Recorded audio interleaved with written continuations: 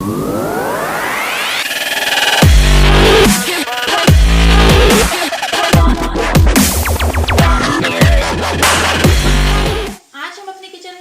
ही simple लेकिन बहुत ही delicious recipe बनाने जा रहे हैं, बोम्बिल फ्राई। आज हम चिकन या मटन नहीं बना रहे हैं, तो चलिए इस सिंपल सी बोम्बिल फ्राई रेसिपी को स्टार्ट करते हैं। बोम्बिल फ्राई आपने बहुत खाए होंगे, लेकिन कई लोगों का कहना है कि बोम्बिल फ्राई हम जब बनाते हैं तो बोम्बिल अच्छे से क्रिस्पी नहीं हो पाते। तो आज मैं आपको जो रेसिपी बताने जा रही हूँ, इसमें आपके बोम्बिल फ्राई बहुत ही अच्छे से, बहुत ही टेस्टी बनेंगे और ये बहुत ही क्रंची बनेंगे। तो चलिए इस सिंपल सी रेसिपी को स्टार्ट करते हैं। इससे पहले अगर आपने मेरे चैनल को अभी तक सब्सक्राइब नहीं किया है तो प्लीज़ मेरे वीडियो के नीचे दिए गए लाल बटन पर क्लिक कीजिए और पास ही में बेल आइकन को दबा दीजिए, ताकि मेरी कोई भी रेसिपी, मेरी कोई भी लेटेस्ट वीडियो आपसे मिस ना हो और ऐसी ही प्यारी प्यारी सिंपल रेसिपीज आपको मिलती रहे। तो चलिए इसके इंग्रेडिएंट्स देख लेते हैं फटाफट। तो इसे बनाने के लिए यहाँ पे मैंने 1 किलो गीले बोम्बिल ले लिए हैं। देखिए आप देख सकते हैं मैंने इसे बहुत ही अच्छे से वॉश कर लिया है और इसे छोटे टुकड़ों में काट लिया है। देखिए आप देख सकते हैं मैंने इसे इस साइज़ में काटा है और इसे अच्छे से वॉश भी कर लिया है। तो ये मैंने 1 किलो गीले बोम्बिल ले लिए हैं।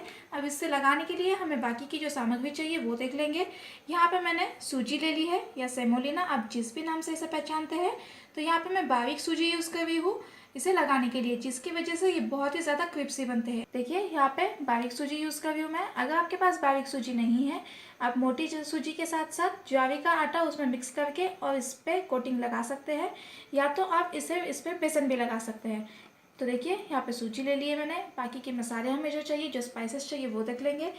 अदरक और लहसुन की पेस्ट ले ली है 2 टीस्पून, लाल मिर्च पाउडर 2 टीस्पून, तीखा आप अपने हिसाब से कम ज़्यादा कर सकते हैं। हल्दी पाउडर ले ली है 1 टीस्पून और नमक हम अपने स्वाद अनुसार लेंगे। और इसे फ्राई करने के लिए यहाँ पर मैंने तेल ले लिया है। तो देखिए हमने अपनी सारी सामग्री देख ली है। अब चलते हैं इसे बनाने की तरफ। अब बोम्बिल फ्राई जब हम बनाते हैं तो नॉर्मली क्या होता है कि बोम्बिल को हम जब साफ़ करते हैं तो इसे कितना भी साफ़ करें, कितना भी अच्छे से वॉश कर लिया जाए, तो इससे पानी निकलता जाता है। तो इसके लिए यहाँ पे एक बहुत ज़रूरी टिप है जो हमें इसमें करनी है। इसे हम अच्छे से किसी वजनदार चीज़ के नीचे रख देंगे, जिसकी वजह से इसका जो सारा का सारा एक्स्ट्रा पानी है वो निकल जाए और जब हम इस पर मसाला लगाएंगे तो वो इस पर अच्छे से लग जाए। तो चलिए सबसे पहले वो कर लेते हैं। तो देखिए यहाँ पे हमने जो बोम्बिल अच्छे से वॉश करके ले लिए है वो ले लेंगे। यहाँ पे मैंने एक जाली ले ली है या छन्नी, जिससे हम पोहे छानते हैं वो वाली छन्नी। अब हमें इस पर मलमल का कपड़ा बिछा देना है। देखिए यहाँ पे मैंने इस पर कपड़ा रख दिया है। अब हम इस पर एक एक पीस रखते जाएंगे अच्छे से। देखिए हमें इस तरह से पीस रखते जाने हैं। अगर ये एक पे एक आएंगे तो भी कोई बात नहीं, लेकिन हमें ये सब अच्छे से लाइन से बिछा देने हैं। तो ये देखिए इसे मैंने सब जगह से अच्छे से लगा लिया है। अब हमें क्या करना है, ये जो कपड़ा है वो इसे इस तरह से ऐसे फोल्ड कर लेना है और इसे दबा देना है। देखिए सब साइड से अच्छे से इस कपड़े को फोल्ड कर देंगे। अब हम इस पर रखेंगे एक प्लेट जो इस पर सही से आ जाएगी। तो यहाँ पे मेरे पास ये एक प्लेट है जिसे अच्छे से कवर कर रही है ये। अब हम इस पर कोई वजनदार चीज़ रख लेंगे जिसके वजह से इस पे ऊपर से अच्छे से वजन बना रहेगा और नीचे से इसका एक्स्ट्रा जो पानी है वो निकलता जाएगा।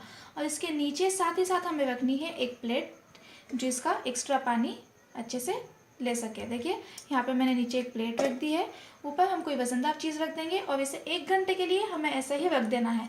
उसके बाद हम इसे निकालेंगे और इसे मैरिनेट करने के लिए स्टार्ट करेंगे। तो देखिए 1 घंटा हो चुका है, इसे चेक कर लेंगे। ये देखिए इस कपड़े को हमें ऐसे खोल लेना है।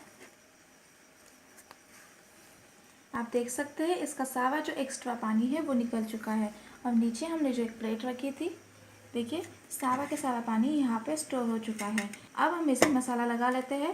तो इस पीस को एक एक करके निकाल लेंगे और इस बाउल में हम ऐसे रखते जाएंगे। अब इसे मैरिनेट करने के लिए हमें मसाला लगा लेना होगा। तो यहाँ पे अदरक और लहसुन की पेस्ट डाल देंगे। अब हम इसमें डालेंगे लाल मिर्च, तीखा आप अपने हिसाब से कम ज़्यादा कर सकते हैं। तो देखिए यहाँ पर मैंने लाल मिर्च डाल दी है। अब हम इसमें डालेंगे हल्दी, नमक डाल देंगे। नमक आप आपके टेस्ट के अकॉर्डिंग डाल सकते हैं।